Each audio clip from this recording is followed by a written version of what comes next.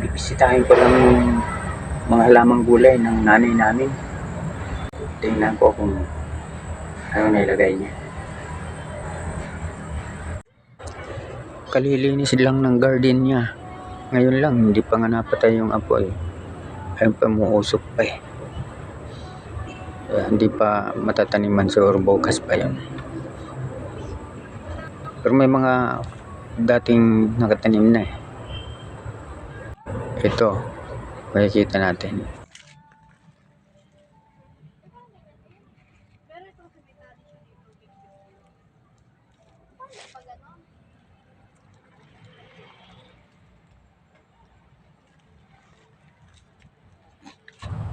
May mga bunga na rin yung nauna. Ayan, medyo malaki na. Nakuhanan na nga yung iba niyan eh. Naulam na namin. Hindi namin, ako lang. Kasi kinuha ko nang wala sila. Sana dumami uli yung bunga para makapamigay naman sa mga dumadaan. Naggustuhan kasi nila. Dati, pinamimigay lang namin yun. Kaya lang, nabutan ng baha, nung tagbaha. Ngayon, medyo maganda na yung panahon. Matagal pa yung baha. Magsisimula yung baha, mga Mayo.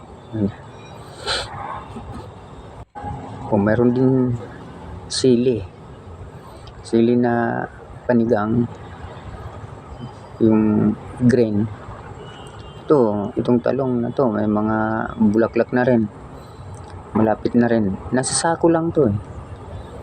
Kasi naabutan kami ng tagbaha rito. Hindi kami makapagtanim dun sa garden. Kaya sa sako lang nilagay. Yan oh, sili, ang daming bunga. Pwede na rin mapagtyagaan.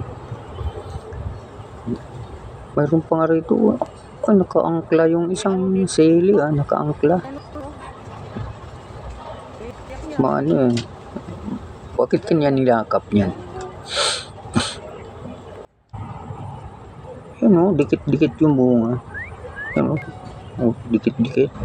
Ang ganda. Ano lang yun? Sa sili lang yun. Sa sako lang yun tinanim. Pero di ko alam kung anong sekreto niyan. Nagseminar kasi minsan yan nung nakaraang taon. Siguro na-adapt niya yung pagtatanim. May natutuhan din kahit paano. Meron din ang palaya rito. Maganda rin, namumunga na rin. Kahit nga anong itanim niya, talagang nabubuhay. Malamig yung kamay nitong nanay namin. Minsan, natanong ko siya, ano ba yung sekreto mo? Paano tumutubo sa'yo yung mga pananim? Sabi niya, sinasamahan yun ng pag-ibig.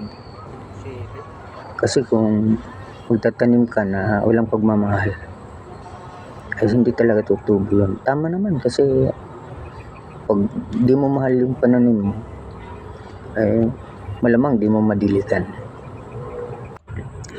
Kaya payo ko lang sa mga gustong magtanim, ang napakagandang fertilizer ay love.